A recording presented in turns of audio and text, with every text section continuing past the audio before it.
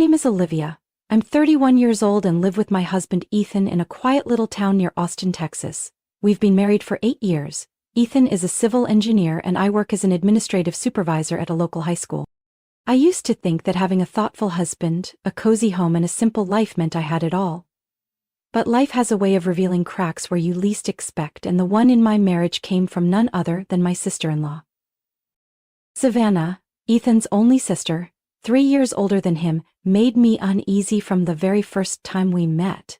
It felt like I had stepped into her territory uninvited.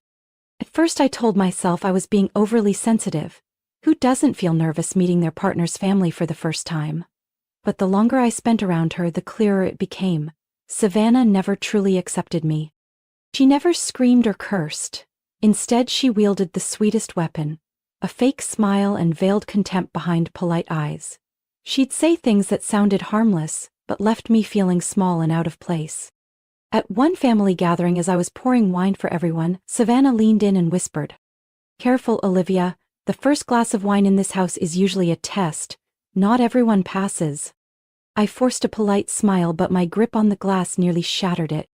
Ethan adored his sister. He often told me how she protected him from their father's temper, taught him how to ride a bike, and even took him to his first piano lesson.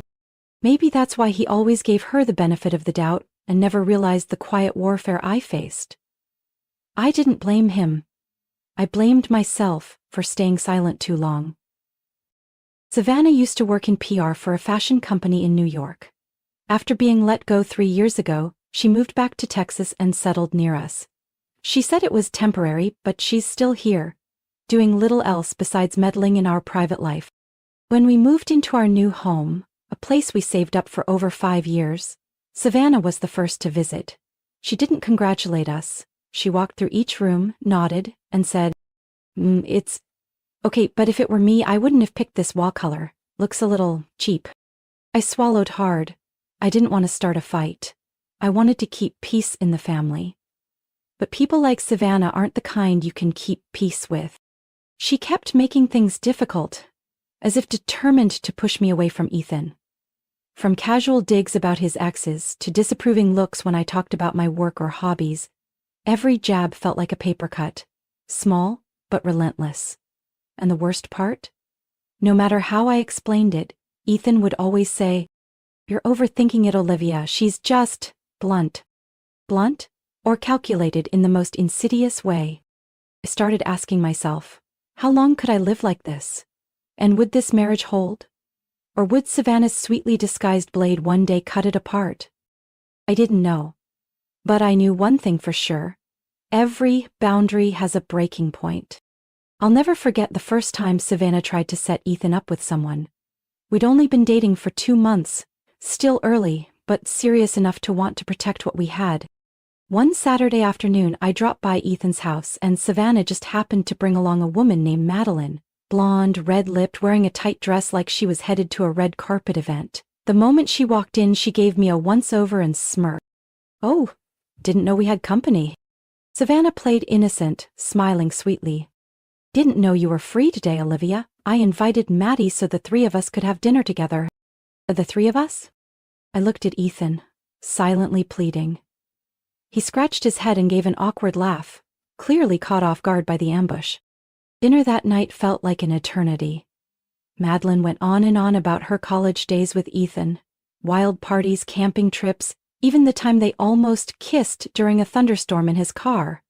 Ethan blushed, and I forced down a bite of cold turkey. Later I learned that Madeline was Savannah's longtime friend, and that she had repeatedly urged Ethan to date her back in their UT Austin days. He'd always declined, politely but firmly, but when Savannah found out he was seeing me, she unearthed the past and sent Ethan a message. "Maddie would have been perfect for you. I just hope you're not being blinded by a fleeting emotion." Ethan was furious. He showed me the message, and I laughed it off, even though it stirred something deep and unsettled in me. I remember the wedding planning phase all too clearly. It was supposed to be one of the happiest times of my life, but instead, it became a test of endurance, a constant cycle of biting my tongue, swallowing my pride, and pretending everything was fine, while Savannah turned every part of our celebration into a battlefield. Right after Ethan proposed to me with the blue sapphire ring he had secretly picked out over the course of 3 months, both our families decided to host an intimate dinner to celebrate. The dinner took place at a small restaurant in downtown Austin, the same spot where Ethan and I had our very first date. I had prepared a short, emotional speech to thank everyone for their love and support. There were smiles, applause, and raised glasses until Savannah showed up, bringing along a man no one recognized. His name was Greg. Savannah introduced him as an old close friend of Ethan's, but I had never once heard Ethan mention this man. And the look on my husband's face when he saw Greg? It definitely wasn't the face of someone happy to reunite with an old buddy. Greg, on the other hand, looked completely at ease. Throughout dinner, he kept bringing up fun stories from Ethan's single days, wild nights out, casual flings, and even joked about how settling down too early is a huge mistake. I glanced at Savannah. She just sipped her wine with a smug smile, like she was enjoying a scene she had carefully scripted. That night, when it was just the two of us, Ethan sighed and admitted the truth. Greg was someone he had cut off years ago for constantly crossing boundaries and saying inappropriate things. "Your sister invited him?" I asked. Ethan nodded, looking apologetic. "But I knew the fault wasn't his." In the weeks that followed, Savannah inserted herself into nearly every detail of the wedding planning. From the flowers to the menu, from the guest list to the color of the invitations. The most frustrating part? She never once asked for my input. Instead, she'd make decisions with my mother-in-law and send me an email afterward to inform me. When I gently pushed back, Savannah smiled and said, "You may be the bride, but I'm the one who knows Ethan best. I just want to make sure everything feels right." I smiled back, a tight, uncomfortable smile. But the real breaking point came during the rehearsal dinner. I was talking to my mom about the seating chart when Savannah walked in wearing a floor-length black velvet dress, high neckline, deep back cut with lace details that made her look like she was attending a funeral. No bold makeup, no jewelry, just heavily lined eyes and a knowing smile. When I asked her, admittedly shocked, what was going on, she simply shrugged. I thought this was a farewell to my brother's single life, a sort of send-off. The air turned icy. My mother-in-law opened her mouth to speak, but I quietly signaled her to stop. Not because I was afraid, but because I knew the more we reacted, the more satisfaction Savannah would get. So I sat there, lifted my glass, smiled through clenched teeth, and reminded myself, tomorrow is the wedding, I won't let anyone ruin it. But I was wrong. Because the next day, Savannah didn't just cause a scene, she publicly humiliated me in front of every guest. Our ceremony was held outdoors, beneath an arch of lavender and string lights. Everything was going smoothly until Ethan and I stepped up for our vows. Just as the officiant began speaking, Savannah suddenly walked down the aisle and raised her hand to interrupt. No one knew what was happening. Ethan squeezed my hand, urging me not to react, but it was too late.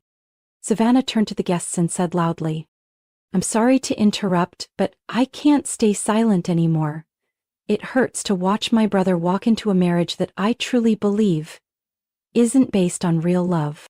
Gasps and whispers rippled through the crowd. My face burned, my heart pounded. My mother-in-law stood up and marched towards Savannah, this time without hesitation. "You've crossed the line. If you don't leave now, we'll have security escort you out." Savannah froze. But no one stood by her. Not one family member. Not one friend of Ethan's. Every pair of eyes looked at her with quiet condemnation. Eventually, she left. No tears, no glance back. Just a heavy silence that lingered all the way through our vows. And even though the wedding continued and we did say "I do," I knew deep in my soul, this was only the beginning. 2 years after our wedding, I gave birth to our first son, baby Noah, on a chilly October morning. Ethan held him in his arms, eyes welling with tears, while I gripped his hand and whispered, "We have the whole world now." But that little world? I swore I wouldn't let Savannah step into it. After everything she'd done, ruining our wedding, talking behind my back, treating me like an unwelcome guest, I knew I couldn't let someone like her have even the slightest influence over my son's childhood. She tried. She sent gifts, teddy bears, hand-canade sweaters, handwritten cards. But I kept them all in a small box in the basement. Not a single item ever touched my child's hands. I didn't cause a scene. I didn't expose her in front of the family. I simply drew a firm line. No, Savannah. Nowhere near my son. Not ever. Ethan understood. He didn't completely agree, but he understood. Things might have stayed that way if not for an unexpected phone call from my mother-in-law one early spring evening. Her voice trembled. I could hear Savannah sobbing faintly in the background. She just lost her first baby, 11 weeks along. She couldn't keep it. I froze. I knew she had married Tyler nearly a year earlier. A kind, quiet man who worked as a sound engineer for an independent film company. Their relationship had been quiet and fast. I kept my distance, never interfered. But this news, sudden and bitter, left me speechless. That night, I sat beside Noah's crib, listening to his steady breathing while my chest felt unbearably heavy. Becoming a mother had made me softer, but also stronger. I knew the pain of losing a life inside you was something no woman deserved to endure. 3 days later, I knocked on Savannah's door. She opened it, face swollen and exhausted, no smug smile, no bitter eyes. Just a woman who had lost everything she once hoped for. "I'm not here to make peace," I said slowly. "I'm here because I know grief can kill you from the inside out." She didn't speak, just nodded and let me in. We didn't talk about the past. No weddings, no dinner parties, no Greg. We just sat there in her dimly lit kitchen, sipping warm tea and letting silence soothe wounds still bleeding beneath the surface. I invited her over to see Noah. Ethan was hesitant, but he agreed. I believed that if there was any chance for redemption, Savannah deserved at least one. At first, things seemed fine. Savannah was gentle with Noah. She brought children's books, sang lullabies, and even cooked with my mother-in-law. Every time I came home from work, she was there, feeding Noah, washing dishes, tidying up. A completely different image than what I had known before. I started to lower my guard. Until I saw the photo she posted on social media. Noah asleep, with the caption, "Every time I hold him, I wish things had been different." No explicit words, but I understood. She was playing the role of the mother she never got to be. While holding my child, I asked her directly, calmly. She didn't deny it. She looked at me with dry, steady eyes and said, "Olivia, I'm just healing in my own way. Don't be selfish." I froze. Selfish? Me, the one who forgave her, welcomed her into my home, let her near my child, was being called selfish? From that moment on, everything began to unravel. Savannah started making suggestions about how I was raising Noah. Subtle but persistent. From what baby food to use, how to change diapers, even questioning why I let Noah sleep in his own crib. If it were me, I wouldn't let the baby sleep away from his mother. That can create feelings of abandonment. I clenched my jaw. Then came the whispering to Ethan, saying I seemed tired, a little off, and might be struggling mentally after birth. I overheard it as I passed the living room, her voice barely above a whisper. "I'm just worried, Ethan. She doesn't seem like herself lately." I stopped dead in my tracks. My heart sank.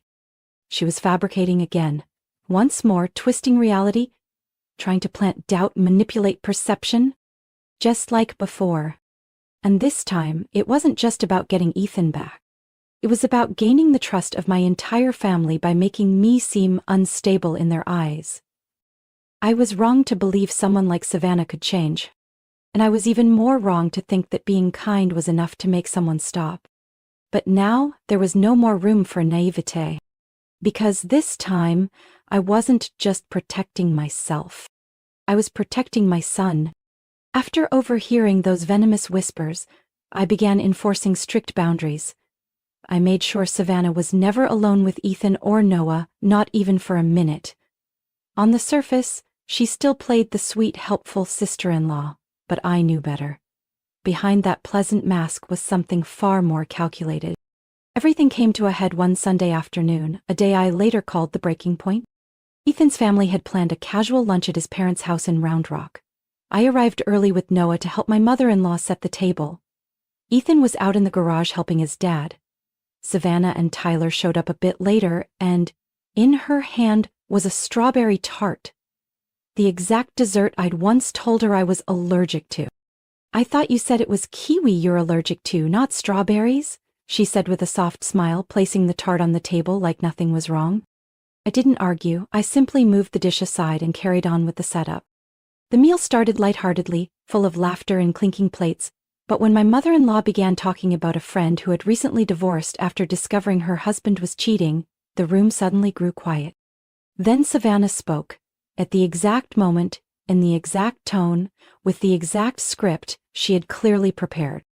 "Ethan, have you ever considered that Olivia might be hiding something from you?" I looked up. Ethan turned toward her, his eyes narrowing. "What are you talking about?" he asked, his voice low. Savannah pretended to hesitate, then continued slowly. "I'm not saying anything for sure, it's just, I've noticed Olivia always has a change of clothes, she goes to the gym all the time, and she's been coming home later than usual. It just seems off." Tyler lightly touched her arm as if to stop her, but she ignored him, her eyes stayed locked on me. "I just think in a marriage things should be transparent. If there's nothing to hide, why keep secrets?" I set my knife down, my tone calm but firm. "I bring a change of clothes because I work out before heading to the office. I get home late because of work. If you were truly concerned, you'd ask me directly, not whisper in my husband's ear during a family meal." Savannah shrugged. "You're reacting strongly, that says something." The atmosphere thickened. Ethan put down his glass and stared at his sister. "If you've got something to say it clearly." Savannah paused for just one beat, then said the one thing that made the entire room freeze. "Are you sure Noah is really your son, Ethan? Because if you look closely—" The next sound was the sharp shatter of a glass. Ethan had leapt up, his face pale and his eyes blazing. "What the hell do you just say?" My mother-in-law was too stunned to speak. Tyler looked down, unable to meet anyone's gaze. Savannah stayed seated, her expression brazen and ice-cold. "I'm your sister. I have every right to be worried. I don't want to see you get hurt." Ethan stepped forward, his voice dangerously low. "Worried? Or clinging to some fantasy? You ruined my wedding, spread lies about my wife, and now you dare question whether our son is mine?" Savannah opened her mouth. "I'm just saying this because I care about you." "You don't care about anyone but yourself," Ethan cut her off. "And from this day forward, Olivia and Noah have nothing to do with you." No one said a word. I picked up Noah and walked out of the dining room. My heart was pounding. Not from fear, but from shock. From pain. And strangely, from relief. Finally, Ethan had seen the truth I'd endured in silence for years. That afternoon, he blocked Savannah. So did I, without hesitation. My mother-in-law called, her voice trembling with tears, apologizing on her daughter's behalf. I replied calmly, "I don't need an apology, I just need safety for my little family." I thought it was over, but I forgot one thing: Savannah never backs down.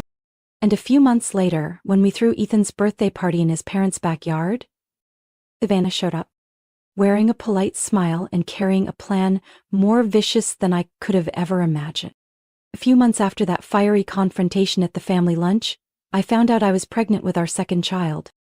The news came on a Tuesday morning after I dropped Noah off at preschool and suddenly felt lightheaded on the drive home. At first, I thought I was just overtired, but when I saw the 2 bold lines on the pregnancy test, I couldn't hold back my tears. I kept the secret for 3 weeks, waiting for the perfect moment to tell Ethan, and I chose his 35th birthday party, hosted by his parents in their backyard in Round Rock. The guest list was tight, just close family and friends. I didn't invite Savannah, no one even mentioned her. But that afternoon, as I helped my mother-in-law set up chairs, Savannah appeared out of nowhere. She wore a soft floral dress, her hair loosely curled, and in her hands was a large, perfectly wrapped gift box. "I heard from one of Mom's friends. Thought I'd stop by and wish my little brother a happy birthday," she smiled, placing the box on the table like nothing had ever happened. Ethan stepped outside. The moment he saw her, he flinched, but quickly composed himself. I gently squeezed his hand. He nodded, then walked straight to her. "If you're here to genuinely celebrate, that's fine. But if you're here to stir anything up, you can leave now." Savannah raised her hands in mock surrender. I'm here in good faith. I also heard Olivia is expecting. Congratulations. I froze. I had told no one but Ethan, so someone in the family had clearly spilled. I didn't call it out, just gave her a stiff smile. Thank you. The party carried on smoothly. I stood by Ethan, his arm around my waist, steady and warm. When everyone raised their glasses to toast, I gently made the announcement. We're expecting a new member in the family. The backyard erupted in cheers. My mother-in-law burst into tears and my father-in-law patted Ethan proudly.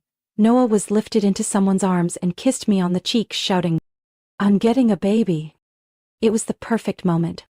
But I didn't know, just minutes later, everything would change.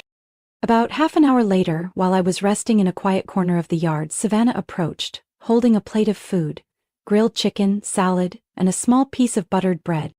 You were sitting alone, so I brought you some food. Mom said you should be resting more, she said sweetly, carefully setting the plate next to me. I smiled lightly, though suspicion bubbled beneath the surface. Then I looked down at the plate. Right in the center of the salad were slices of smoked salmon, a food I had experienced a severe allergic reaction to just 3 years ago, a detail Savannah had witnessed herself. My heart skipped a beat. Are you sure Mom prepared this plate? I asked, eyes still on the food. Yeah, I just served it up. Maybe I grabbed the wrong one. I can swap it out. Before she could turn around, Tyler, Savannah's husband, appeared behind her. Oh, this looks good. I'm starving, he said cheerfully, grabbing the plate and digging in. I didn't even have time to respond. It all happened so fast. 5 minutes later, while Tyler was chatting with a friend, he suddenly doubled over and began violently throwing up in the middle of the yard. His face turned pale, his eyes wide and panicked. He clutched his stomach and collapsed onto the grass. Screams erupted, people rushed over. Ethan caught Tyler before he hit the ground, and I immediately called 911. Savannah stood frozen. No one else saw the look in her eyes but me, a flash of panic, then instant coldness. I didn't say a word. I didn't need to. 'Cause in that moment, one question consumed my mind. What would have happened to the baby inside me if I had eaten that plate? Tyler was rushed to the hospital. Ethan went with him. I sat still in the middle of a shattered party, gripping my phone tightly. Savannah stood a few steps away, silent. No tears, no real panic. Just an expression I'll never forget. Blank and ice cold. My mother-in-law came over, gently placing her hand on my shoulder. Are you suspecting something? I nodded. Nothing else needed to be said. She understood. Ethan had told her about my allergy. Savannah knew, too, very well. That evening back at Ethan's parents' house, it was just the 4 of us, me, Ethan, and his mom and dad. Ethan had just returned from the hospital. Tyler was out of immediate danger, but the doctors confirmed he suffered from severe food poisoning, most likely from a contaminated ingredient. I told them everything. That I never touched the plate, that Tyler had eaten it instead. My father-in-law's voice turned serious. We need to be sure. Every corner of the backyard has a security camera. I'll check. The 3 of them sat in silence, eyes fixed on the computer screen as the footage played. There I sat at the table. Savannah walked out from the kitchen, plate in hand. I saw the exact moment she looked up at the camera, then dropped her eyes, almost like she realized it was there. Then, she placed the plate in front of me, smiled and stood there for a few seconds. Until Tyler walked up, grabbed the plate and started eating. The footage didn't say a word, but the truth was undeniable. My mother-in-law burst into tears. My father-in-law sat frozen, staring into space. Ethan held my hand in silence for a long time, then finally said, "This time, she's gone too far. We can't protect her anymore." The next morning we submitted the footage to the police. I filed an official report along with medical documentation of my allergy. Ethan called Tyler at the hospital to ask what he wanted to do. Tyler didn't hesitate. "What if Olivia had eaten that?" he said, voice still weak. "I'll press charges, and I'll file for divorce." 3 days later, police arrived at Savannah's home. She didn't deny it. She didn't resist. When questioned, she cried, but her words made my blood run cold. I just wanted her to end up in the hospital. I didn't think it would kill anyone. Couldn't stand watching her shine again, being the first to announce her pregnancy in front of everyone. She confessed everything. It had started when she watched me be happy at the wedding. A wedding she failed to sabotage. Then came Noah, our new house, the second pregnancy. I lost my baby. And she has everything. A confession soaked in bitterness. Weeks later, Savannah's trial was held quietly. Only close family attended. I didn't go. Ethan went in my place, with Tyler. In court, Savannah admitted to everything again. Her lawyer argued she was mentally unstable after her miscarriage and didn't fully grasp the consequences. But the video footage, the hospital report, and my testimony were all undeniable. The judge ruled. Her actions were deliberate, premeditated, and posed a serious threat to human life, especially that of a pregnant woman. Savannah was convicted on 3 charges: intentional poisoning, endangering a pregnant woman, and causing bodily harm. She was sentenced to 3 years in prison without parole. No one objected. No one cried. Only a quiet emptiness trailed behind her as she was led away. That night, as I sat in the reading room, Ethan walked in and placed his hand on my belly, where a tiny life was quietly growing. "I'm sorry for letting you carry all of this for so long," he said. I shook my head and placed my hand over his. "We have each other. And our baby is safe. That alone is enough. I don't know what tomorrow holds. But I do know this. No one, not even family by blood, will ever be allowed to cross the safety boundaries of my home again." 7 months after the trial, I gave birth to a baby girl at Seton Hospital in Austin on a sunny, early autumn morning. The labor lasted nearly 10 hours, but when I heard her soft cry echo through the sterile white room, I broke down in tears. Ethan held my hand tightly, kissed my forehead, and whispered, "Welcome to the world, baby Ella Grace." Our daughter was born healthy, weighing just under 7 pounds, her dark gray eyes a perfect mirror of Noah's as a baby. But this time, I wasn't the same mother who once believed that love alone could keep a family safe. I had learned some things demand confrontation, demand boundaries, demand that we stand up, not out of hardness, but from the instinct to protect. During recovery, I was wrapped in real love, the kind that shows up, stays close, and holds you when you fall. Ethan took a month off work to care for me and our 2 little ones. My mother-in-law, who had once tried to balance between me and Savannah, became a different woman. She cooked, cleaned, watched the kids, and even suggested taking me to therapy. "You're strong," she said gently, "but that doesn't mean you have to carry it all alone." I agreed. Those first therapy sessions made me cry more than I expected. I talked about the panic that hit me every time I looked at a dinner plate, the guilt I felt for letting Tyler eat what was meant for me, and the haunting fear that I could have lost Ella, all because I trusted the wrong person for just 1 second. But as the weeks passed, I learned to name my pain. And more importantly, I learned to forgive myself. As for Tyler, he finalized his divorce from Savannah just a month after she was sentenced. He moved to the Cedar Park area and started a new job at a small music studio. Every so often he visits our house, bringing cookies for Noah and storybooks for Ella. Ethan treats him like family. And I carry a deep gratitude not just because he accidentally saved me that day, but because he never hid the truth. He wasn't blinded by blood ties the way so many others might have been. "If I hadn't eaten that plate," he said during one visit, "none of us would be standing here, and I don't even want to imagine that." We both fell quiet. Neither of us wanted to revisit that memory any further. And Savannah? She's currently serving her sentence at a state prison, 3 years without parole. We haven't received any formal apology from her. But according to my mother-in-law, who occasionally writes to check in, Savannah has joined a prison therapy program and is reportedly in a state of deep psychological decline. I don't feel happy, but I don't feel vengeful either. I just feel empty. There was a time when I hoped she could change, that maybe we could have the kind of sister-in-law relationship you read about in novels. But what happened? Erased all of that. Some people you can only love from a distance. And some lines, once crossed, can never be undone. On the day Ella turned 3 months old, our family gathered in the backyard, the same place where everything had unraveled. Noah hugged his little sister, beaming. Ethan and I stood side by side, hand in hand. I looked into the camera and smiled softly. Not because I had forgotten, but because I had chosen to keep living, without letting someone else's shadow darken my light again. That photo now hangs neatly in our living room. Every time I pass by it, I remember one thing. I was pushed to the edge. I was scared. I was hurt. But I didn't break. I rose. For myself, for my children, and for those who are truly worth keeping in my life. And that is all I need. Olivia's story is a powerful reminder that blood doesn't always equal safety. There are lines that, once crossed, must be met with the courage to cut ties, not from hatred, but from protection.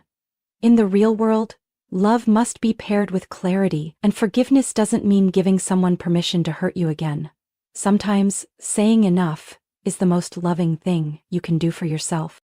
What do you think of Olivia's choice? Was she too harsh, or was it the only way to protect her family? Share your thoughts below, and don't forget to follow the channel for more powerful, emotional family stories to come.